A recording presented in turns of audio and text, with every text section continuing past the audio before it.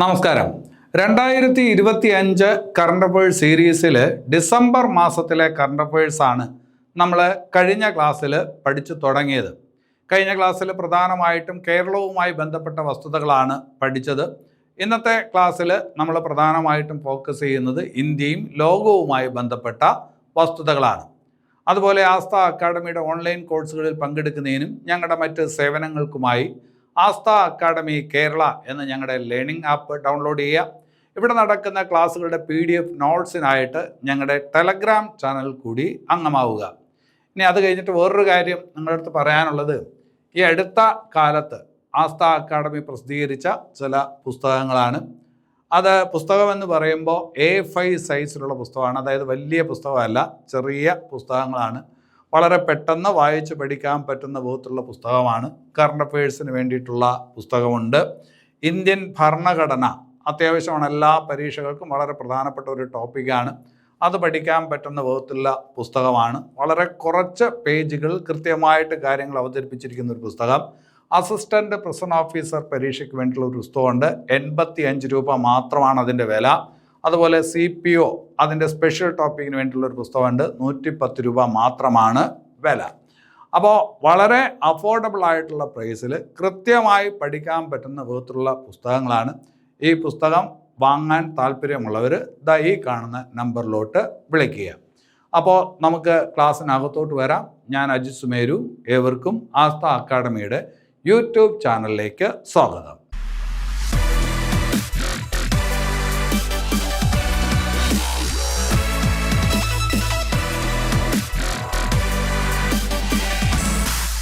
ശരി, അപ്പം നമുക്ക് ഇന്നത്തെ ക്ലാസ്സിലെ ആദ്യത്തെ പോയിന്റിലോട്ട് വരാം. നിങ്ങൾക്ക് അറിയാവുന്ന ഒരു കാര്യത്തിൽ നിന്ന് തുടങ്ങാം. ഈ അടുത്ത കാലത്ത് ബീഹാറിൽ തെരഞ്ഞെടുപ്പ് നടന്നു, അല്ലേ? അവിടെ മുഖ്യമന്ത്രിയായിട്ട് വീണ്ടും നിയമിക്കപ്പെട്ടത് ആരാണ്? നിതീഷ് കുമാറാണ്, അല്ലേ? കുറച്ച് കാലമായിട്ട് ബീഹാറിൽ മുഖ്യമന്ത്രിയായിട്ടിരിക്കുന്നത് നിതീഷ് കുമാറാണ്. ഇപ്പോൾ അദ്ദേഹം വീണ്ടും മുഖ്യമന്ത്രിയായിട്ട് സത്യപ്രതിജ്ഞ ചെയ്യുന്നത് 10ാമത്തെ തവണയാണ്. ഇന്ത്യയിലെ ഏറ്റവും കൂടുതൽ തവണ മുഖ്യമന്ത്രിയായി സത്യപ്രതിജ്ഞ ചെയ്ത വ്യക്തി എന്നുള്ള റെക്കോർഡ് നിലവിൽ ആർക്കാണ്? നിതീഷ് കുമാറിനാണ്. അപ്പോൾ അതാണ് അവിടുത്തെ ചോദ്യം. ഇന്ത്യയിൽ ഏറ്റവും കൂടുതൽ തവണ മുഖ്യമന്ത്രിയായി സത്യപ്രതിജ്ഞ ചെയ്ത വ്യക്തി ആരാണ് എന്ന് ചോദിച്ചാൽ നിതീഷ് കുമാറാണ് 10ാമത് തവണ. ഇനി അത് കഴിഞ്ഞിട്ട് വേറൊരു പേരിലോട്ട് വരാം. നിങ്ങൾക്കറിയാം, വിനോദ് കുമാർ ശുക്ല, അല്ലേ? പരിചയമുള്ള പേരാണ്. ഒന്ന് ഓർത്തെടുക്കാൻ ശ്രമിച്ചാൽ ചിലപ്പോൾ കിട്ടും. 59ാമത് ജ്ഞാനപീഠ പുരസ്കാര ജേതാവാണ് ആര്? വിനോദ് കുമാർ ശുക്ല. ഏറ്റവും ലേറ്റസ്റ്റ് ആണ്. 2024 59ാമത് ജ്ഞാനപീഠ പുരസ്കാര ജേതാവാണ് വിനോദ് കുമാർ ശുക്ല എന്ന് പറയുന്ന ഹിന്ദി സാഹിത്യകാരൻ. ഇപ്പോൾ എന്താണ് ഇവിടെ സംഭവിച്ചതെന്ന് ചോദിച്ചാൽ 2025 ഡിസംബറിൽ ഇദ്ദേഹം മരണപ്പെട്ടു. അപ്പോൾ പരീക്ഷയ്ക്ക് ചോദിക്കും, 2025 ഡിസംബറിൽ മരണപ്പെട്ട ജ്ഞാനപീഠ പുരസ്കാര ജേതാവാര് എന്ന് ചോദിച്ചാൽ അത് വിനോദ് കുമാർ ശുക്ലയാണ്.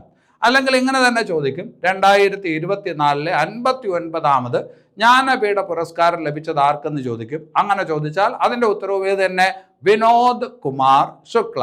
ഇനി അത് കഴിഞ്ഞിട്ട് മറ്റൊരു പേര് നമുക്ക് പരിചയപ്പെടാം. റാം വി സുധർ. റാം വി സുധർ ഒരു പക്ഷേ ഈ പേര് നിങ്ങൾ ആദ്യം കേൾക്കുന്നതായിരിക്കും. പക്ഷേ ഇദ്ദേഹവുമായി ബന്ധപ്പെട്ട ഒരു കാര്യം നിങ്ങൾക്ക് നല്ല പരിചയമുണ്ട്. Statue of unity. Statue of unity അഥവാ ഏകതാ പ്രതിമ, അല്ലെ? സർദാർ പട്ടേലിൻ്റെ ഈ പറഞ്ഞ ഒരു വലിയ പ്രതിമ നമ്മുടെ രാജ്യത്തുണ്ട്. എവിടെയാണ്? ഗുജറാത്തിൽ. അപ്പോൾ ഗുജറാത്തിലുള്ള സ്റ്റാച്യു ഓഫ് യൂണിറ്റി എന്ന് പറയുന്ന ആ ഏകതാ ശില്പത്തിൻ്റെ ശില്പി ആരാണ് എന്ന് ചോദിച്ചാൽ റാം വി സുധറാണ്, അല്ലെ? ഇന്ത്യയുടെ മൈക്കൽ ആഞ്ചലോ എന്നറിയപ്പെടുന്ന ശില്പി കൂടിയാണ് ആര്? റാം വി സുധർ. എന്താണ് ഇപ്പോൾ ഈ പറഞ്ഞ പേരിലോട്ട് നമ്മൾ വരാൻ കാരണം? 2025 ഡിസംബറിൽ ഇദ്ദേഹം മരണപ്പെട്ടു. 2025 ഡിസംബറിൽ മരണപ്പെട്ട ഗുജറാത്തിലെ ഏകതാ ശില്പത്തിൻ്റെ ശില്പി ആര് എന്ന് പരീക്ഷയ്ക്ക് ചോദിച്ചാൽ അതാരാണ്? റാം വി സുധറാണ്. അപ്പം അത് ശ്രദ്ധിച്ച് വയ്ക്കണം. ഇനി അത് കഴിഞ്ഞിട്ട് ഇന്ത്യൻ നാവികസേനയുടെ ഒരു പായ് വഞ്ചിയെ നമുക്ക് പരിചയപ്പെടണം. INSV കൗഡിന്യ. എന്താണ് INSV കൗഡിന്യ എന്ന് ചോദിച്ചാൽ ഇന്ത്യൻ നാവികസേനയുടെ ഒരു പായ് വഞ്ചിയാണ് അല്ലെങ്കിൽ പായ് കപ്പലാണ് ഏത് INSV കൗഡിന്യ. ഇന്ത്യ തദ്ദേശീയമായിട്ടുണ്ടാക്കിയെടുത്ത ഈ പറഞ്ഞൊരു പായ്വഞ്ചിയാണ് INSV കൗഡിന്യ. എന്താണ് ഇതിൻ്റെ പ്രാധാന്യം എന്ന് ചോദിച്ചാൽ ഈ അടുത്ത കാലത്ത് ഈ പറഞ്ഞ പായ്വഞ്ചി, ഈ നാവികസേനയുടെ ഈ ഒരു പായ്വഞ്ചി പോർബന്തറിൽ നിന്ന് മസ്കറ്റിലോട്ട്, ഒമാൻ എന്ന് പറയുന്ന ഒരു രാജ്യമുണ്ട്, ഗൾഫ് രാജ്യമുണ്ട്, അവിടെയുള്ള ഒരു സ്ഥലമാണ് മസ്കറ്റ്. പോർബന്തറിൽ നിന്ന് മസ്കറ്റിലോട്ട് ഒരു യാത്ര നടത്തി. ആ യാത്രയ്ക്കൊരു പ്രാധാന്യമുണ്ട്. എന്താണ് പ്രാധാന്യം എന്ന് ചോദിച്ചാൽ ഒമാൻ എന്ന് പറയുന്ന രാജ്യവുമായിട്ട് പണ്ടേ നമുക്ക് വ്യാപാര ബന്ധമുണ്ട്, സാംസ്കാരിക ബന്ധമുണ്ട്. ആ പണ്ടേ ഉള്ള ഒമാനുമായിട്ടുള്ള വ്യാപാര സാംസ്കാരിക ബന്ധം അതിൻ്റെ ഓർമ്മ പുതുക്കുന്നതിന് വേണ്ടിയിട്ടാണ് ഇന്ത്യൻ നാവികസേനയുടെ INSV കൗഡിന്യ എന്ന് പറയുന്ന പായ്വഞ്ചി പോർബന്തറിൽ നിന്ന് മസ്കറ്റിലോട്ട് ഒരു യാത്ര നടത്തിയത്. അപ്പോൾ പരീക്ഷയ്ക്ക് ചോദിക്കുന്നത് എന്തായിരിക്കും? പോർബന്തറിൽ നിന്ന് മസ്കറ്റിലോട്ട് ഒമാനുമായിട്ടുള്ള വ്യാപാര സാംസ്കാരിക ബന്ധത്തിൻ്റെ ഓർമ്മ പുതുക്കുന്നതിന് വേണ്ടിയിട്ട് ഇന്ത്യൻ നാവികസേനയുടെ ഒരു പായ്വഞ്ചി സഞ്ചരിച്ചു. ഏതാണ് ആ പായ്വഞ്ചി എന്ന് ചോദിച്ചാൽ INSV കൗഡിന്യ. അപ്പം അത് ശ്രദ്ധിച്ച് വയ്ക്കണം. ഇനി അത് കഴിഞ്ഞിട്ട് ഒരു സംയുക്ത സൈനിക അഭ്യാസം. ഒരു സംയുക്ത സൈനിക അഭ്യാസത്തിൻ്റെ പേരാണ് യഗുവറിൻ. യഗുവറിൻ എന്ന് പറയുന്നത് ഒരു സംയുക്ത സൈനിക അഭ്യാസത്തിന് കൊടുത്തിരിക്കുന്ന പേരാണ്.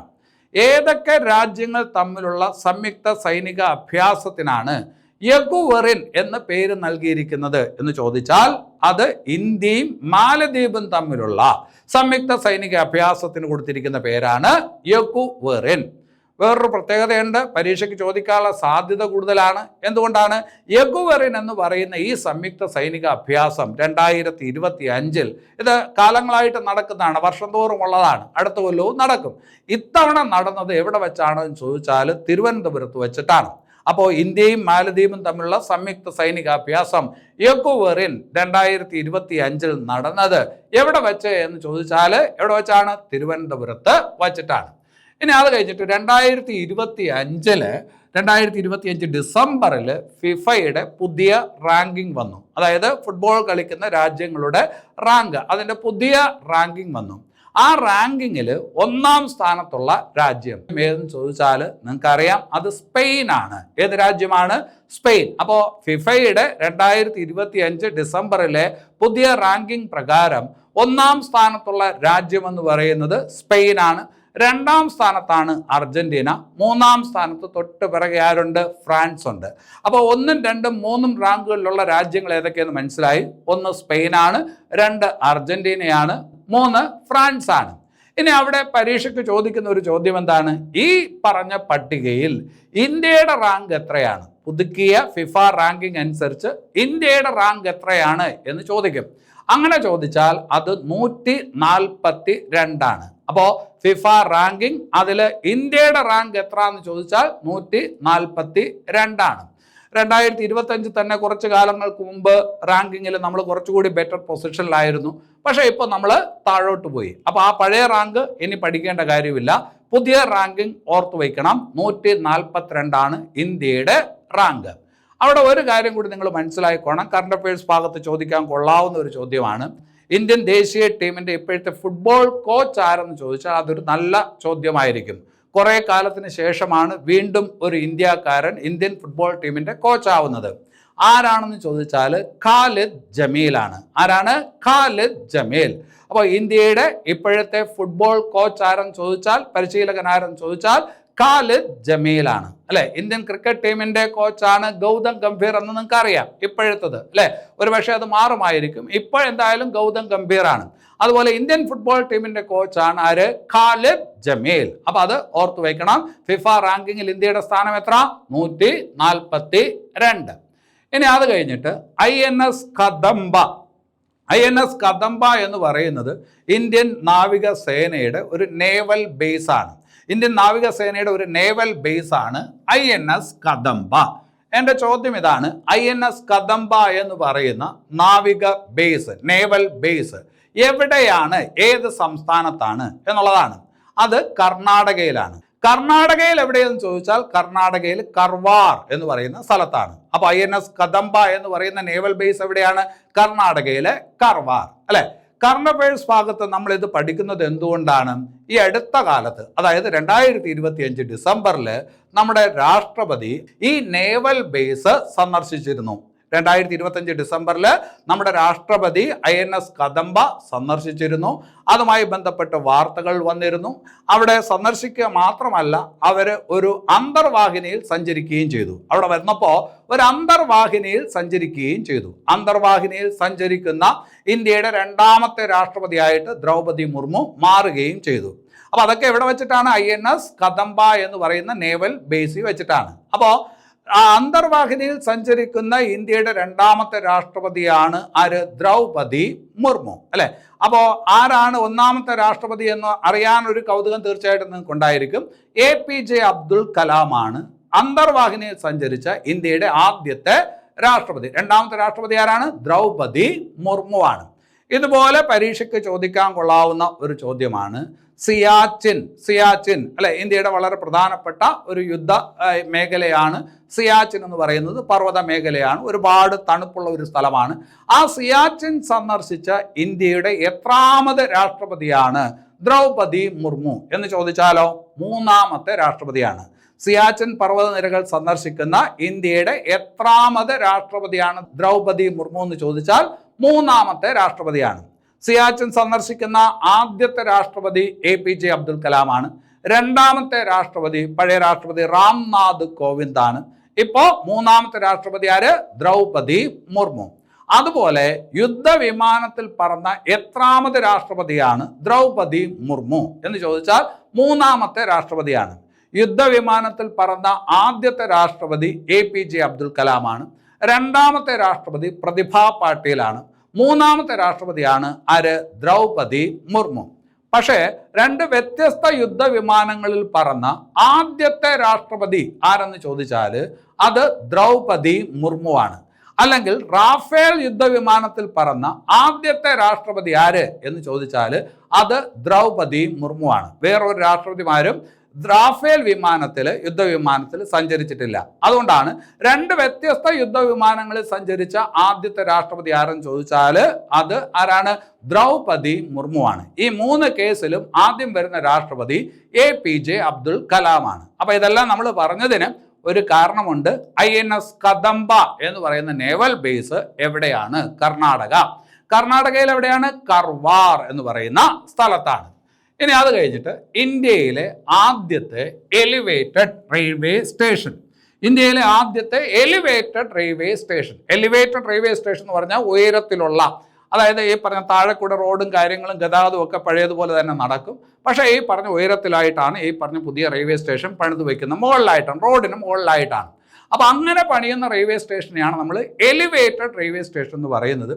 ഇന്ത്യയിൽ ആദ്യമായിട്ടാണ് ഒരു ചൈനീസ് മാതൃകയിൽ എലിവേറ്റഡ് റെയിൽവേ സ്റ്റേഷൻ വരുന്നത്. അപ്പോൾ ഇന്ത്യയിലെ ആദ്യത്തെ എലിവേറ്റഡ് റെയിൽവേ സ്റ്റേഷൻ വരുന്നത് എവിടെയാണ് എന്ന് ചോദിച്ചാൽ അത് യലഹങ്ക എന്ന് പറയുന്ന സ്ഥലത്താണ്. യലഹങ്ക എന്ന് പറയുന്ന സ്ഥലം എവിടെയാണ്? അത് കർണാടകയിലാണ്. ഒരു പക്ഷേ നിങ്ങൾക്ക് പരിചയം കാണും. ഇന്ത്യൻ റെയിൽവേയുടെ വീലുകളെല്ലാം നിർമ്മിക്കുന്നത്, ഇന്ത്യൻ റെയിൽവേക്ക് വേണ്ടിയിട്ട് വീലുകൾ നിർമ്മിക്കുന്ന ഒരു പ്ലാന്റ് ഉണ്ട്. വീൽ ആൻഡ് ആക്സിൽ പ്ലാന്റ് എന്ന് പറയും. അതെവിടെയാണെന്ന് ചോദിച്ചാൽ അതും യലഹങ്കയിലാണ്. അപ്പോൾ ഇന്ത്യയുടെ ആദ്യത്തെ എലിവേറ്റഡ് റെയിൽവേ സ്റ്റേഷൻ വരുന്നത് എവിടെയെന്ന് ചോദിച്ചാൽ യലഹങ്ക, കർണാടക. ഇന്ത്യൻ റെയിൽവേയുടെ വീൽ ആൻഡ് ആക്സിൽ പ്ലാന്റ് എവിടെയാണെന്ന് ചോദിച്ചാൽ യലഹങ്ക, കർണാടക. ശരി, ഇനി അത് കഴിഞ്ഞിട്ട് വേറൊരു ഭാഗത്തോട്ട് നമുക്ക് വരാം. യുനെസ്കോ പൈതൃക കേന്ദ്രം എന്ന് നിങ്ങൾ കേട്ട് കാണും. ഇന്ത്യയിലെ ഒരു യുനെസ്കോ പൈതൃക കേന്ദ്രമാണ് എല്ലോറ ഗുഹകൾ എന്ന് നിങ്ങൾ കേട്ട് കാണും, അല്ലെ? ഇന്ത്യയിലെ ഒരു യുനെസ്കോ പൈതൃക കേന്ദ്രമാണ് എല്ലോറ ഗുഹകൾ. അതുപോലെ ജോർദാൻ എന്ന് പറയുന്ന ഒരു രാജ്യമുണ്ട്. ജോർദാനിലുള്ള ഒരു യുനെസ്കോ പൈതൃക കേന്ദ്രമാണ് പെട്ര. ആദ്യം അതൊന്ന് പരിചയപ്പെടുക. ജോർദാനിലുള്ള ഒരു യുനെസ്കോ പൈതൃക കേന്ദ്രമാണ് പെട്ര. ഈ അടുത്ത കാലത്ത് ഇന്ത്യയും ജോർദാനും, ഈ 2 രാജ്യങ്ങളും ഈ 2 സാംസ്കാരിക കേന്ദ്രങ്ങളെയും തമ്മിൽ പരസ്പരം ബന്ധിപ്പിച്ചുകൊണ്ട് അല്ലെങ്കിൽ അതിൻ്റെ വികസനത്തിന് വേണ്ടിയിട്ട് ഒരു പദ്ധതിയിൽ ഒപ്പിട്ടിട്ടുണ്ട്. ഏതൊക്കെ കേന്ദ്രങ്ങളെയാണ്? ഇന്ത്യയിലെ എല്ലോറ, ജോർദാനിലെ പെട്രോ എന്ന് പറയുന്ന ഈ 2 യുനെസ്കോ പൈതൃക കേന്ദ്രങ്ങളെ തമ്മിൽ ബന്ധിപ്പിച്ചുകൊണ്ട്, വിനോദസഞ്ചാര മേഖലയിൽ ബന്ധിപ്പിച്ചുകൊണ്ട്, ഈ 2 കേന്ദ്രങ്ങളുടെയും വികസനം ലക്ഷ്യമാക്കിക്കൊണ്ട് ഒരു കരാറിൽ ഒപ്പിട്ടു. അപ്പോൾ അങ്ങനെ ഒരു കരാറിൽ ഒപ്പിട്ടത് ഏത് രാജ്യമാണ്? ഇന്ത്യയും ജോർദാനുമാണ്. ഏതൊക്കെ ഈ പറഞ്ഞ യുനെസ്കോ പൈതൃക കേന്ദ്രങ്ങളെയാണ് ഈ കരാറിലൂടെ ബന്ധിപ്പിക്കുന്നത് എന്ന് ചോദിച്ചാൽ എല്ലോറ, പെട്ര എന്ന് പറയുന്ന യുനെസ്കോ പൈതൃക കേന്ദ്രങ്ങളെയാണ്. അങ്ങനെ ഇരട്ട വിനോദസഞ്ചാര കേന്ദ്രങ്ങളാക്കി മാറ്റുക എന്നുള്ളതാണ് ഈ കരാറ് കൊണ്ട് ലക്ഷ്യം വയ്ക്കുന്നത്. അപ്പോൾ കരാറ് ആരൊക്കെ തമ്മിൽ? ഇന്ത്യയും ജോർദാനും തമ്മിൽ. ആ കരാറിലൂടെ ഈ പറഞ്ഞ് വികസിപ്പിക്കാൻ ഉദ്ദേശിക്കുന്ന 2 യുനെസ്കോ പൈതൃക കേന്ദ്രങ്ങളിൽ ഇന്ത്യയുടെ ഭാഗത്തേത് എല്ലോറ ഗുഹകളാണ്, അതേസമയം ജോർദാന്റെ ഭാഗത്തേത് പെട്രയാണ്. അപ്പൊ അത് ശ്രദ്ധിച്ച് വയ്ക്കുക.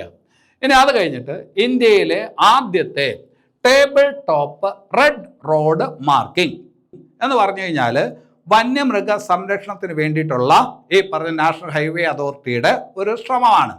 അതായത് ഈ പറഞ്ഞ വന്യമൃഗങ്ങൾ കൂടുതലുള്ള സ്ഥലത്ത് ദേശീയപാത കടന്നു പോകുമ്പോൾ വാഹനങ്ങളൊക്കെ തട്ടി വന്യമൃഗങ്ങൾ ഒരുപാട് കൊല്ലപ്പെടുന്ന സാഹചര്യമൊക്കെ ഉണ്ട്. അപ്പോൾ പരീക്ഷണ അടിസ്ഥാനത്തിൽ ഇങ്ങനെയുള്ള ദേശീയ പാതകളിൽ ചുവന്ന വരകളും ചുവന്ന ഈ പറഞ്ഞ സ്ക്വയറുകളും ഒക്കെ ഈ പറഞ്ഞ എന്താണ് വരച്ചു വെച്ചുകൊണ്ട്, ചുവപ്പ് നിറത്തിൽ വരച്ചു വെച്ചുകൊണ്ട് വണ്ടി ഓട്ടിക്കുന്ന ഈ പറഞ്ഞ ഡ്രൈവർമാർക്ക് ഒരു ജാഗ്രതാ ബോധം ഈ പറഞ്ഞ ഉള്ളിൽ നൽകുന്നതിന് വേണ്ടിയിട്ടുള്ള ഒരു ശ്രമമാണ് national highway authority of India നടത്തുന്നത്. അതിൻ്റെ ഭാഗമായിട്ടാണ് ഇന്ത്യയിൽ ആദ്യമായിട്ട് ഒരു ദേശീയ പാതയിൽ table top red road marking ഈ പറഞ്ഞു കൊണ്ടുവന്നത്. അത് ഏത് ദേശീയ പാതയിലാണ് എന്ന് ചോദിക്കും.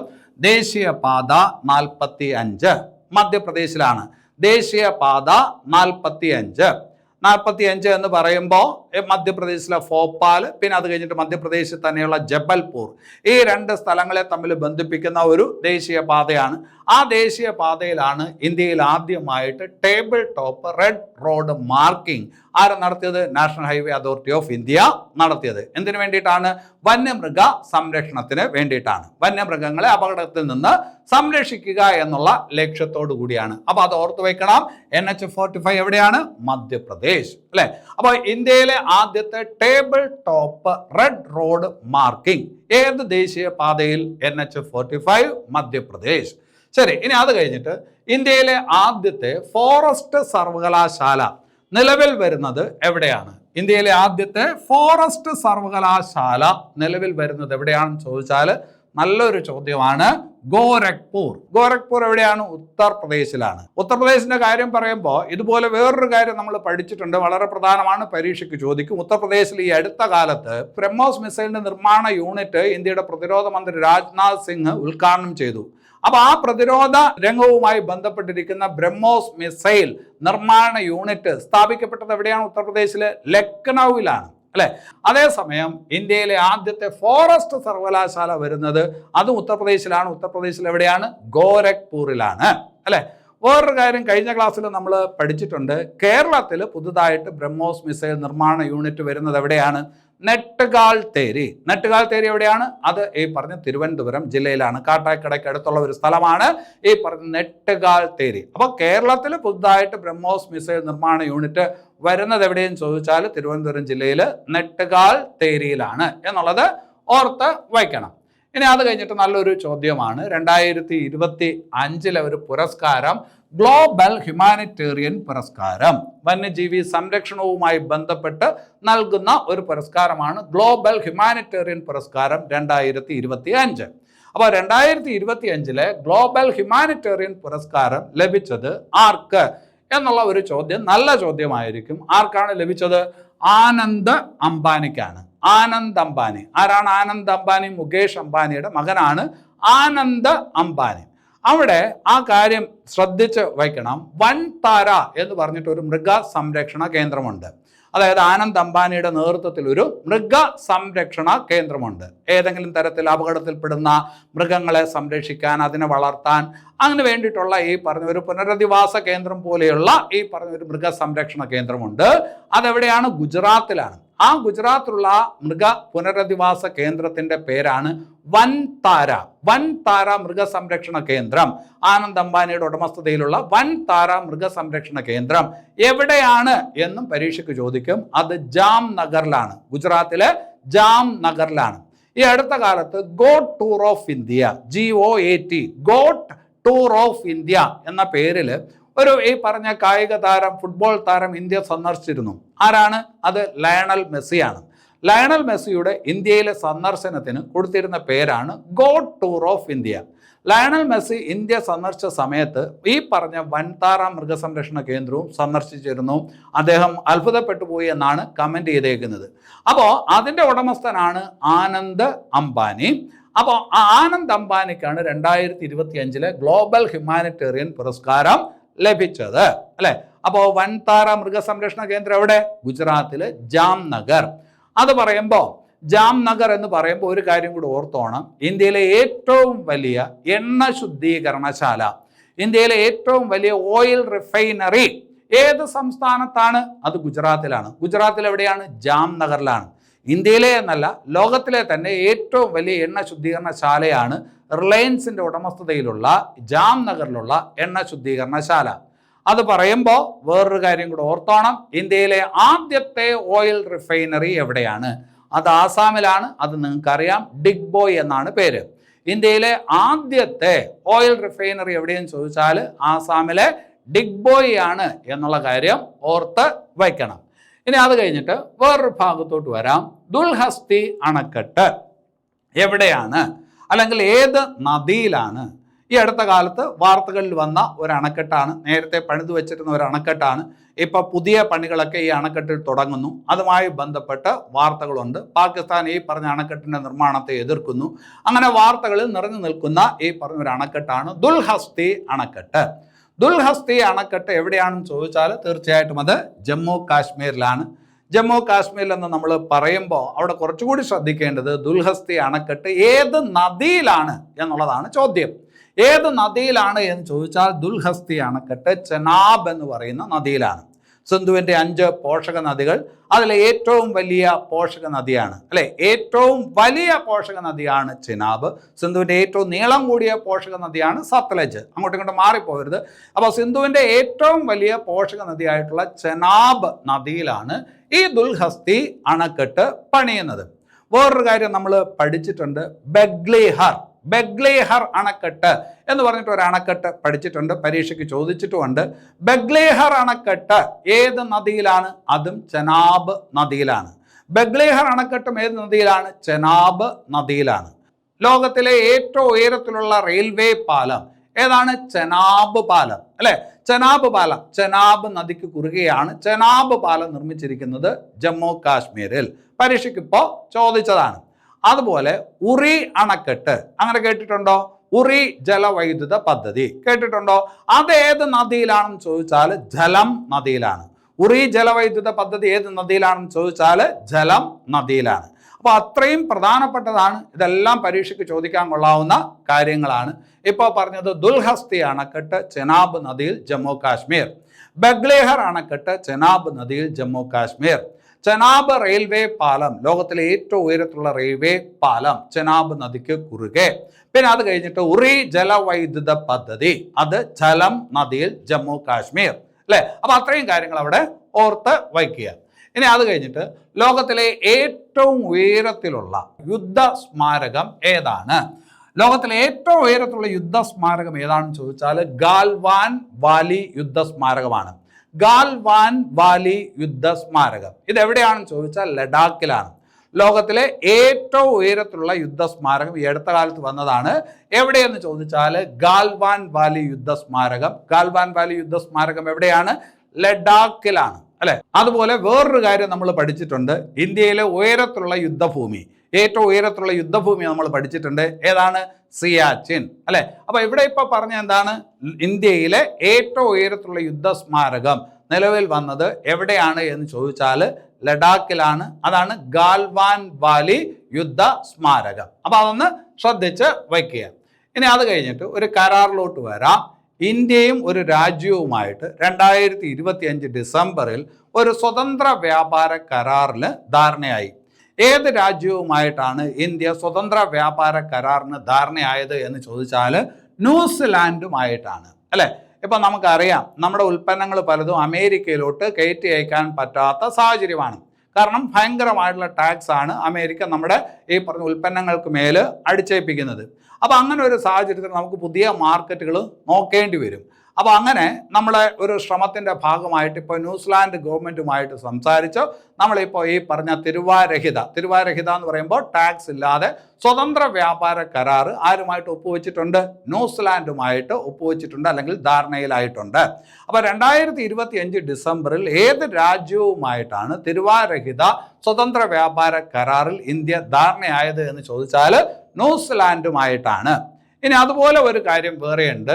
സമഗ്ര സാമ്പത്തിക പങ്കാളിത്ത കരാറിൽ ഇന്ത്യയുമായിട്ട് ധാരണയായ ഗൾഫ് രാജ്യം ഏതാണ്? അല്ലെ, ഗൾഫ് രാജ്യം എന്ന് തന്നെ ചോദിക്കും. സമഗ്ര സാമ്പത്തിക പങ്കാളിത്ത കരാറിൽ 2025 ഡിസംബറിൽ ഇന്ത്യയുമായിട്ട് ധാരണയായ ഗൾഫ് രാജ്യം ഏതെന്ന് ചോദിച്ചാൽ ഒമാനാണ്. അതേസമയം സ്വതന്ത്ര വ്യാപാര കരാർ എന്ന് തന്നെ ചോദിക്കണം. അങ്ങനെയാണെങ്കിൽ ഏത്? അത് ന്യൂസിലാൻഡ്. പക്ഷേ 2025 ഡിസംബറിൽ സമഗ്ര സാമ്പത്തിക പങ്കാളിത്ത കരാറിൽ ഇന്ത്യ ഏത് ഗൾഫ് രാജ്യവുമായിട്ടാണ് ധാരണയായത് എന്ന് ചോദിച്ചാൽ ഒമാനുമായിട്ടാണ്. അപ്പം അത് ശ്രദ്ധിച്ച് വയ്ക്കണം. ഇനി അത് കഴിഞ്ഞിട്ട് 2025 പ്രധാനമന്ത്രി രാഷ്ട്രീയ ബാൽ പുരസ്കാരം ഇവിടെ എഴുതിയേക്കുന്നതിൽ തെറ്റുണ്ട്. ബദൽ എന്നാണ് എഴുതിയേക്കുന്നത്, അല്ല, രാഷ്ട്രീയ ബാൽ പുരസ്കാരം 2025 അല്ലെ.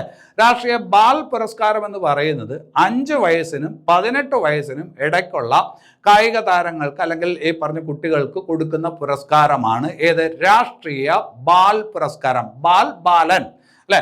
അപ്പോൾ പ്രധാനമന്ത്രി രാഷ്ട്രീയ ബാൽ പുരസ്കാരം 2025 ലഭിച്ചത് ആർക്ക് എന്ന് ചോദിച്ചാൽ നിങ്ങൾ അറിയുന്ന ഒരു ക്രിക്കറ്റ് താരമാണ്, വളർന്നു വരുന്ന സെൻസേഷണൽ ആയിട്ടുള്ള ഒരു ക്രിക്കറ്റ് താരമാണ്. ആരാണ്? അയാളാണ് ഈ പറഞ്ഞ വൈഭവ് സൂര്യവംശി. ആരാണ്?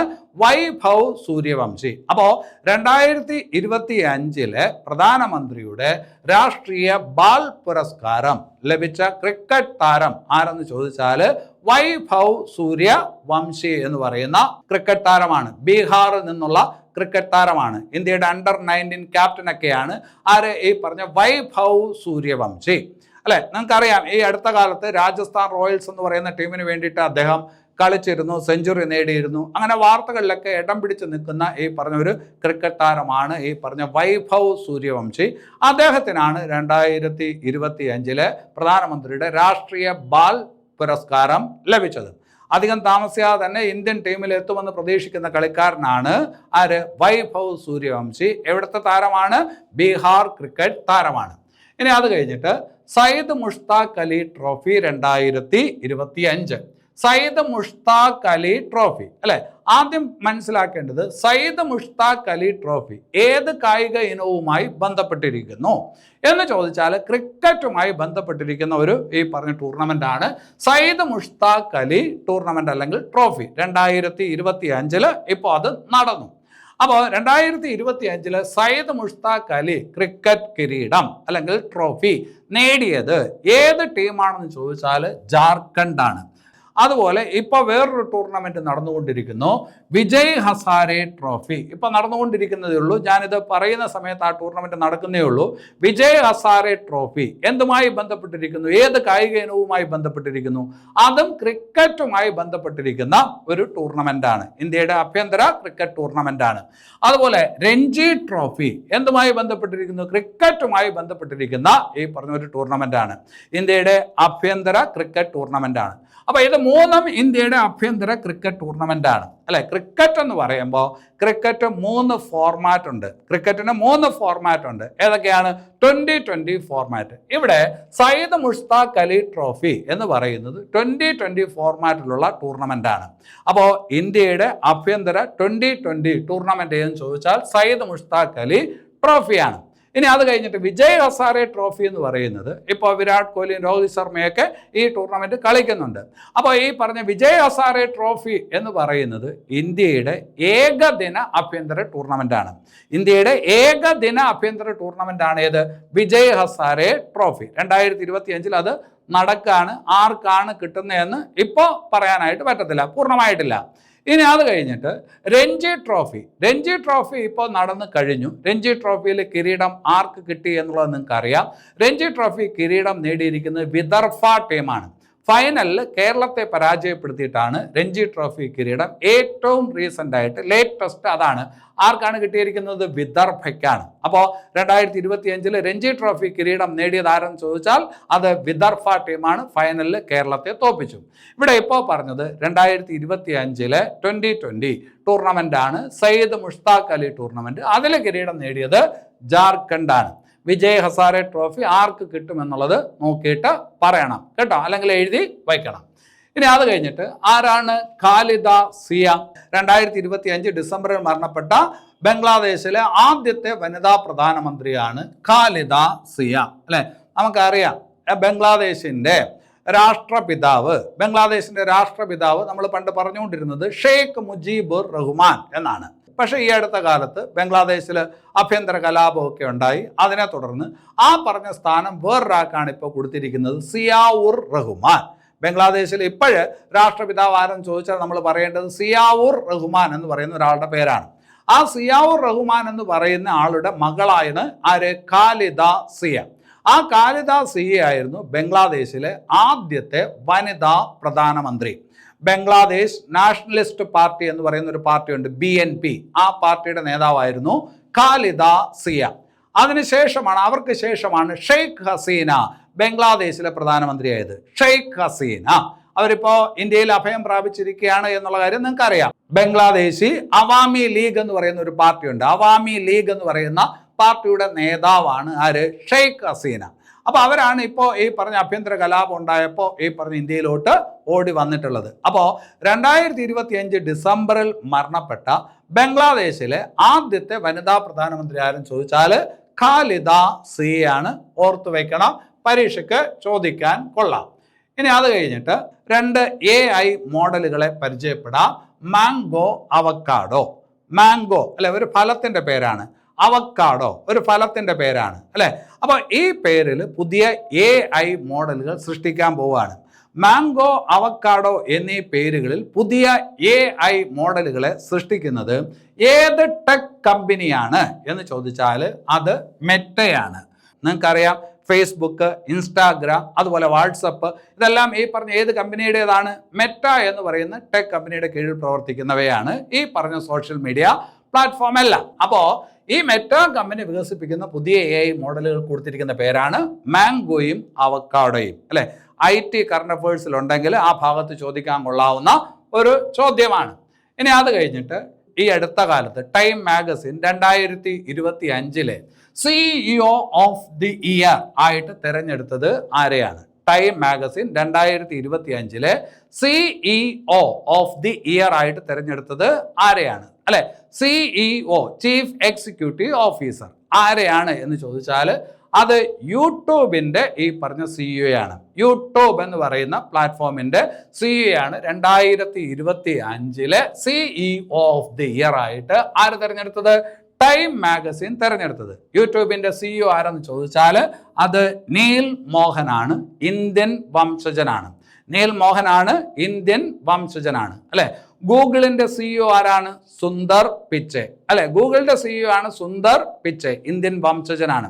അതുപോലെ മൈക്രോസോഫ്റ്റിന്റെ CEO ആരാണ്? ഒരു ഇന്ത്യൻ വംശജനാണ്, സത്യനാദല്ലെ അല്ലെ. സത്യനാദല്ലെയാണ് ഈ പറഞ്ഞ ഏതിൻ്റെ? മൈക്രോസോഫ്റ്റിന്റെ CEO, അത് ഇന്ത്യൻ വംശജനാണ്. അതുപോലെ നിങ്ങൾക്ക് അറിയാം വേൾഡ് ബാങ്കിന്റെ പ്രസിഡന്റ് ആരാണ്? വേൾഡ് ബാങ്കിന്റെ പ്രസിഡന്റ് ഒരു ഇന്ത്യൻ വംശജനാണ്, അജയ് ബാങ്ക. അജയ് ബാങ്ക. അപ്പോൾ 2025 time magazine CEO of the year ആയിട്ട് തിരഞ്ഞെടുത്തത് യൂട്യൂബിൻ്റെ ഈ പറഞ്ഞ CEO ആണ്. അപ്പോൾ അത് ആര് എന്ന് ചോദിച്ചാൽ ഇന്ത്യൻ വംശജൻ നീൽ മോഹൻ. അപ്പോൾ അത് ശ്രദ്ധിച്ച് വയ്ക്കുക. ഇനി അത് കഴിഞ്ഞിട്ട് ലോകത്തിലെ ഏറ്റവും വേഗതയേറിയ കാന്തിക ശക്തി കൊണ്ട് പ്രവർത്തിക്കുന്ന മഗ്ലേവ് ട്രെയിൻ ഓട്ടിച്ചത് ഏത് രാജ്യമാണ്? ലോകത്തിൽ കാന്തശക്തി കൊണ്ട് പ്രവർത്തിക്കുന്ന ഏറ്റവും വേഗത്തിലോടുന്ന മഗ്ലേവ് ട്രെയിനിന്റെ പരീക്ഷണ ഓട്ടം നടത്തിയത് ഏത് രാജ്യമാണ് എന്ന് ചോദിച്ചാൽ അത് ചൈനയാണ്. ഓർത്തു വയ്ക്കണം. ഇതുപോലുള്ള കാര്യങ്ങൾ പരീക്ഷയ്ക്ക് ചോദിക്കാറുണ്ട്. കാന്തിക ശക്തി കൊണ്ട് ലോകത്തെ ഏറ്റവും വേഗത്തിൽ ഓടുന്ന ട്രെയിൻ, മഗ്ലേവ് ട്രെയിൻ, അതിൻ്റെ പരീക്ഷണ ഓട്ടം ഈ അടുത്ത കാലത്ത് വിജയകരമായി നടപ്പാക്കിയ രാജ്യമേതെന്ന് ചോദിച്ചാൽ അത് ഏത് രാജ്യമാണ്? ചൈനയാണ്.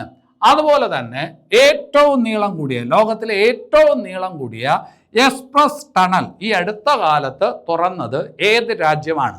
ലോകത്തിലെ ഏറ്റവും നീളം കൂടിയ എക്സ്പ്രസ് ടണൽ, ടണൽ എന്ന് പറഞ്ഞാൽ എന്താണ്? തുരങ്കം, അല്ലെ? തുരങ്കപാത. ലോകത്തിലെ ഏറ്റവും നീളം കൂടിയ എക്സ്പ്രസ് ടണൽ 2025 ഡിസംബറിൽ തുറന്നത് ഏത് രാജ്യമാണ് എന്ന് ചോദിച്ചാൽ അതിൻ്റെ ഉത്തരവും ഏത് തന്നെയാണ്? ചൈന തന്നെയാണ്. അതുപോലെ നമ്മൾ നേരത്തെ പഠിച്ചിട്ടുള്ള ഒരു കാര്യമാണ്, ലോകത്തിലെ ഏറ്റവും വലിയ അണക്കെട്ട് നിലവിൽ ഏതാണ്? ത്രീ ഗോർജസ് എന്ന് പറയുന്ന അണക്കെട്ടാണ്. ലോകത്തിലെ ഏറ്റവും വലിയ അണക്കെട്ട് നിലവിൽ ത്രീ ഗോർജസ് എന്ന് പറയുന്ന അണക്കെട്ടാണ്. അതെവിടെയാണ്? ചൈനയിലാണ്. പക്ഷേ ആ പറഞ്ഞ അണക്കെട്ടിനേക്കാളും വലിയ ഒരു അണക്കെട്ട് ചൈന ഇപ്പോൾ പണിയുന്നു. അത് ഏത് നദിയിലാണ് എന്ന് പരീക്ഷയ്ക്ക് ചോദിക്കും. അപ്പോൾ ലോകത്തിലെ ഏറ്റവും വലിയ അണക്കെട്ട് ചൈന പണിതുകൊണ്ടിരിക്കുന്നു. ഏത് നദിയിലാണ് പണിയുന്നതെന്ന് ചോദിച്ചാൽ അത് ബ്രഹ്മപുത്ര നദിയിലാണ്, അല്ലെ? ഇപ്പോൾ ടിബറ്റിൻ്റെ ഭാഗത്തു നിന്നാണ് ബ്രഹ്മപുത്ര നദി ഉത്ഭവിക്കുന്നത്. അപ്പോൾ ചൈനയിൽ കൂടിയാണ് അത് കുറച്ച് ദൂരം ഒഴുകുന്നത്, ടിബറ്റിൽ കൂടെ കുറച്ച് ദൂരം ഒഴുകുന്നു. അവിടെയാണ് ഈ പറഞ്ഞ ചൈന പുതിയ അണക്കെട്ട്, ലോകത്തിലെ തന്നെ ഏറ്റവും വലിയ അണക്കെട്ടാകാൻ പോകുന്ന അണക്കെട്ട് പണിതുകൊണ്ടിരിക്കുന്നത്. ഏത് നദിയിലാണ്? ബ്രഹ്മപുത്ര നദിയിൽ. അപ്പോൾ അതും പരീക്ഷയ്ക്ക് ചോദിക്കാൻ കൊള്ളാവുന്ന ചോദ്യമാണ്, ശ്രദ്ധിച്ച് വയ്ക്കണം.